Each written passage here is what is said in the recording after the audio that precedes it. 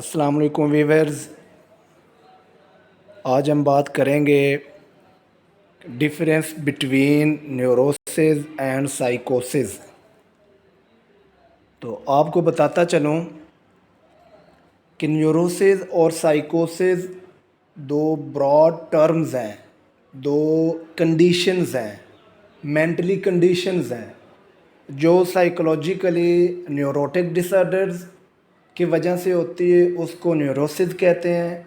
और जो psychotic disorders की वजह से मेंटली कंडीशन होती है, एक स्टेट ऑफ माइंड होती है, या एक इंसान की मेंटेलिटी या एक इंसान की मेंटली कंडीशन होती है, उसको हम साइकोसिस कहते हैं। तो इसको आज हम डिटेल से जो है वो डिस्कस करेंगे। तो लेक्चर स्टार्ट होने से पहले काइंडली आप चैनल को सब्सक्राइब करें ताकि आपको इसी तरह साइकोलॉजी के बारे में जो है अपडेट मिलती रहे और आप उससे फ़ायदा उठाते रहें। तो जी सबसे पहले डेफिनेशन अगर हम देखें न्यूरोसिस और साइकोसिस की, तो उसमें हमें डिफरेंस जो है वो नज़र आ जाएगा। Neurosis is a group of uncertain functional neuro psychical disorder that exhibit themselves in specific clinical phenomena in absence of psychical phenomena।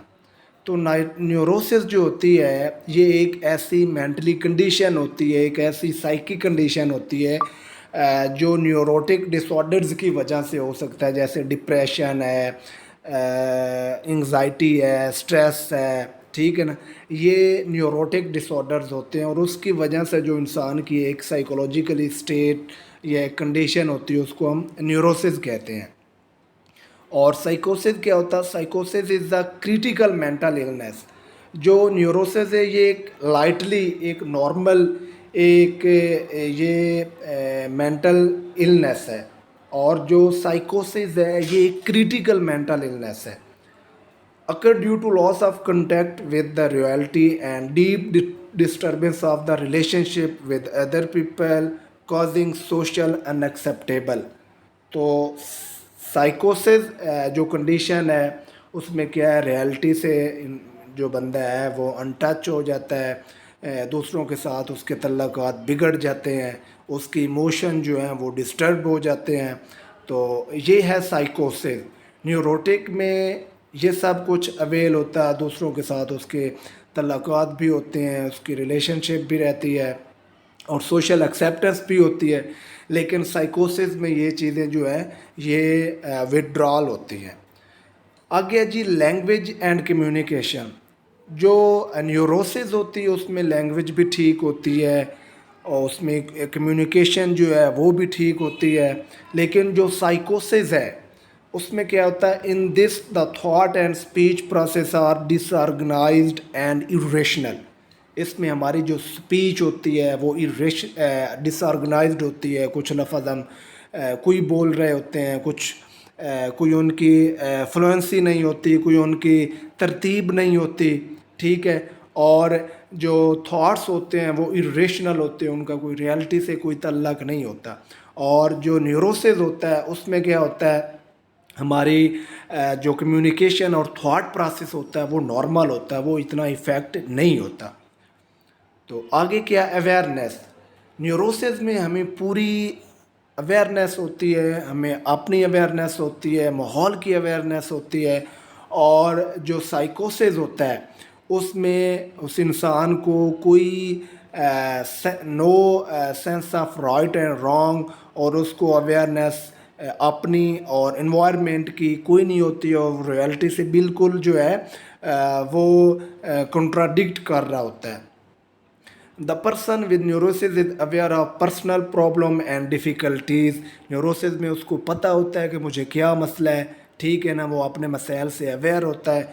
और साइकोसिस में द पर्सन विद साइकोसिस does not realise the disorder, उसको पता ही नहीं होता मुझे क्या है, ठीक है। तो ये जो अवेयरनेस है ये इसका एक डिफरेंस है। आगे हेलुसिनेशन एंड डिल्यूजन्स। जो न्यूरोसिस होता है उसमें हेलुसिनेशन और डिल्यूजन्स नहीं होते, और जो साइकोसिस होता है उसकी तो मेन जो बेसिक फाउंडेशन है, जो बेस है, वही हेलुसिनेशंस और डिल्यूजन्स होते हैं। इन journal no delusions and hallucination occur neurosis में ऐसा कुछ नहीं होता, और साइकोसिस में hallucinations and delusions are the main symptoms. Neurosis जो साइकोसिस हमारी स्टेट होती है, एक मेंटली इलनेस होती है, उसमें डिल्यूजन्स और हेलुसिनेशन जो होते हैं वो मेन सिम्टम्स होते हैं।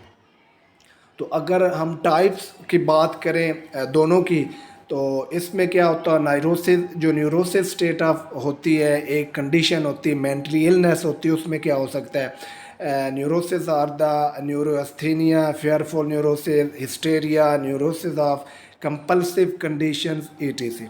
मतलब डिप्रेशन, एंग्जाइटी, स्ट्रेस, ये सारी जो है न्यूरोसिस में जाती है। न्यूरोसिस न्यूरोटिक डिसऑर्डर्स भी इनको कहते हैं। ये न्यूरोटिक डिसऑर्डर्स की वजह से जो हमारी मेंटली इलनेस होती है उसको न्यूरोसिस कहते हैं, और जो साइकोटिक डिसऑर्डर्स की वजह से हमारी मेंटल इलनेस होती है, एक मेंटली कंडीशन होती है, उसको हम साइकोसिस कहते हैं।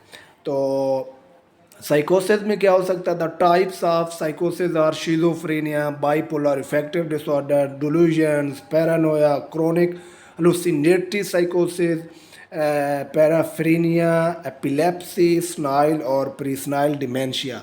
तो ये उसकी टाइप्स हैं साइकोसिस की। और न्यूरोसिस की जो है वो हिस्टेरिया, डिप्रेशन, एंजाइटी, तो ये है।